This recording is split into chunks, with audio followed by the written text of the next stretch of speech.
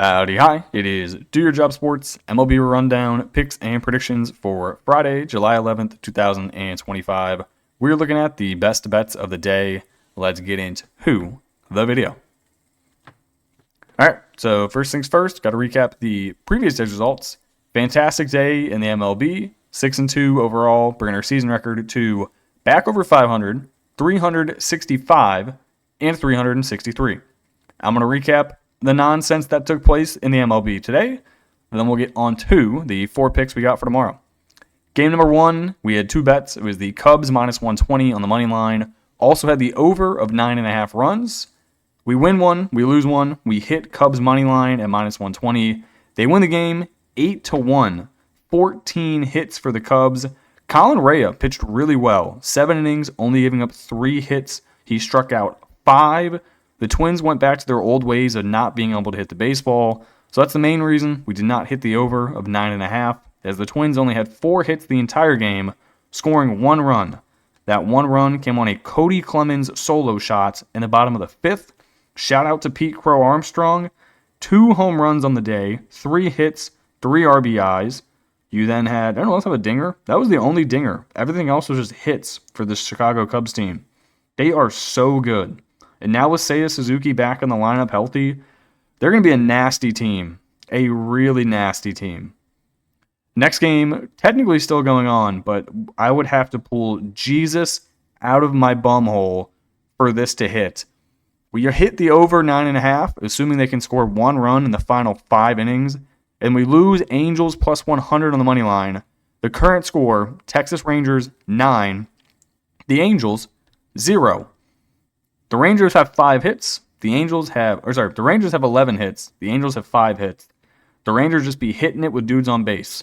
Adolis Garcia, Jonah Heim, Wyatt Langford, Evan Carter, wild pitch. Jake Berger hit a double. Marcus Semien hit a single. Their entire team just smacking the absolute piss off the baseball. So they're going to win. I'm assuming they get 1 more run. So I'm going to take that over as a win. Their next 2 games, we sweep both. First one was Red Sox minus 110 on the money line and the under 9.5 runs. That was at home against Tampa Bay. This was pretty sweaty. The Red Sox got out hit in this game 7-4. They were down 3-1 heading into the bottom of the 7th inning. Then in the bottom of the 7th, you get a Meyer double, which scores Trevor Story, and you get a Rafaela single, which scores Meyer and Romy Gonzalez. So greasy game for the Red Sox. But they get it done. They win 4-3. Pretty disappointing if you're the Rays. You out-hit them 7-4, but you lose the game by 1 run because you can't capitalize. Multiple times the Rays could have scored some more runs, but they did not. And finally, we had the Cardinals minus 1.5 for plus 150. So that was some good juice. Then we had the over, 8.5 runs. This was really never a doubt. Thankfully, the Nationals did score 1 in the top of the 8th, so the over hit.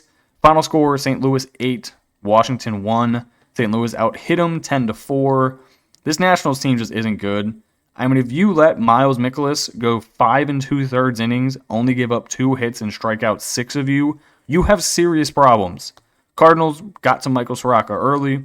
4 innings pitched, 4 hits, 2 runs, 2 earned. Then the bullpen came in and gave up a bajillion runs in the 6th inning as the Cardinals score 5. All right. That's the recap. Let's get on to the plays we got for tomorrow. First game we're looking at, it is the Miami Marlins on the road at the Baltimore Orioles. I'm going to take the Marlins plus 110 on the money line. Also going to rock the over of 8.5 runs. Marlins have Edward Cabrera on the mound, 3-3 with a 3.33 ERA. That's a lot of goddamn threes. He's been pitching really, really good recently. In his last 9 starts, the most amount of runs he's given up is 2. He had a rough early start to the season, but he's been absolutely kicking ass recently. His most recent starts, he went 7 innings, giving up 2 runs to Milwaukee. He went 7 innings, giving up 0 to Minnesota. 5 innings, 2 against San Fran. 6 innings, 1 earned against Philly. 2 earned against Washington, 1 against Tampa Bay, 0 against San Francisco. This dude has just been absolutely lights out for close to the last 2 months. And then on the other side of the mound, you have Dean Kramer. Dean Kramer has also been pitching better as of late, but at the end of the day, it's still Dean Kramer. So, do you really expect them to go out there and shove? The answer is no. His most recent start, he got rocked at Atlanta, 4 innings, gave up 5 earned.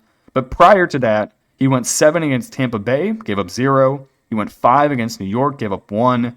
5 against Tampa Bay, gave up 1. The main reason I'm fading the Orioles here, they are off of a doubleheader, back-to-back wins the previous day against the Mets. They won 3-1, and then they won 7-3. So they win the series at home versus the Mets. They then have to turn around the very next day, play a pretty hot Marlins team. I don't think they're going to be able to win, so I will take the plus money with the road team, who I think is better overall and definitely has a better pitcher on the mound. Next game we got, this is the second game of the Cleveland and Chicago doubleheader. It's listed as Gavin Williams and Shane Smith. Sometimes they switch the pitchers, but whatever it is, I'm taking the one Gavin Williams is starting in. Give me the Guardians minus 1.5 runs at plus 125. Give me the over of 8.5 runs. Guardians coming off of a sweep at the Houston Astros. And they did not get swept. They did the sweeping. They lost 10 games in a row, went into Houston, and then swept the hottest team in baseball. If that does not describe Cleveland Guardians to you, I don't know what else will, because that is the definition of what we do.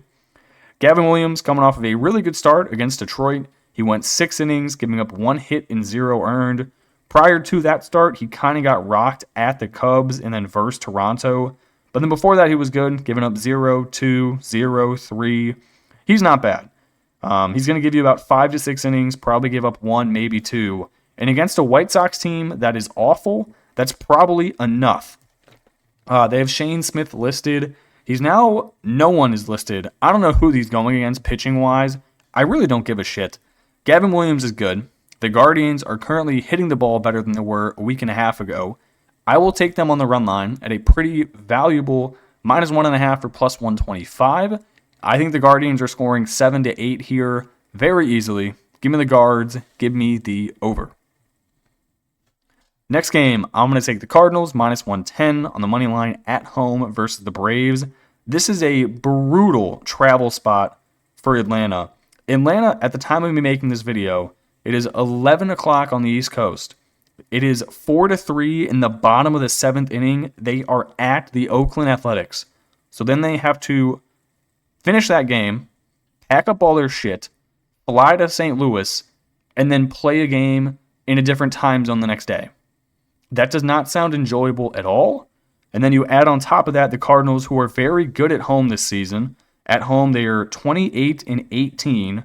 The Atlanta Braves are 16-29 on the road. Not to mention they have really not been playing good baseball recently. Grant Holmes, their pitcher, 4-8 with a 3.44 ERA. He's actually been really solid recently. In his last starts, he's given up 2, 0, 2, 0, 2, 3, 3, 3.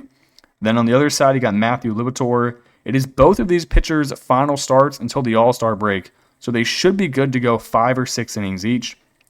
Liberatore has also been good in his last 4, giving up 2 runs, 0 runs, 2 runs, and 2 runs. So I think we see both pitchers go about 5 or 6, give up 2 or 3 runs each, and then we just make this a bullpen game. I don't really particularly trust either of these bullpens, but I like the Cardinals' bats better at home, and they don't have a really shitty travel spot. Instead, they get to stay at home because their previous game was a home game against the Nationals. So they get to sleep in their own bed, and Atlanta has to travel east after playing a late-night West Coast game. That would suck. Give me the Cardinals. Give me the over. Final game, we're going to take the Athletics plus 130 on the money line at home against Toronto. I will also take the over 10.5 runs. On the mound for Toronto, Max Scherzer, who is still winless. Him and Justin Verlander have not recorded a win yet this season. That is fucked up. He also has a 4.77 ERA. Going up against another old man in Luis Severino, 2-10 with a 5.3 ERA. And you may be thinking, this dude's got to be on crack if he is taking Luis Severino.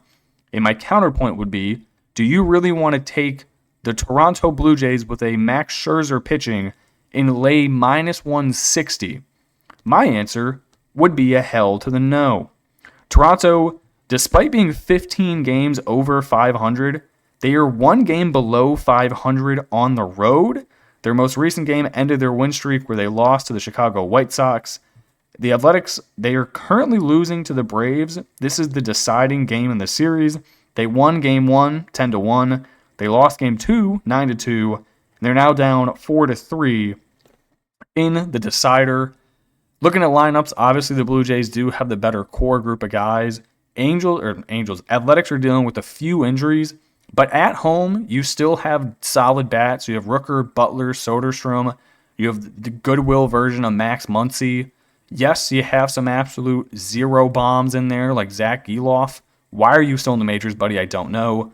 But I just can't lay minus 160 with Max Scherzer on the road when the Blue Jays already are one game under 500 on the road straight up. Yeah, give me the Athletics plus 130. Give me the over 10.5 runs. Surely there should be a ton of runs here with two old pitchers in a Little League ballpark. All right, that's going to do it for me in this video. I appreciate you guys tuning in and watching, and I'll catch you in the next one. Peace.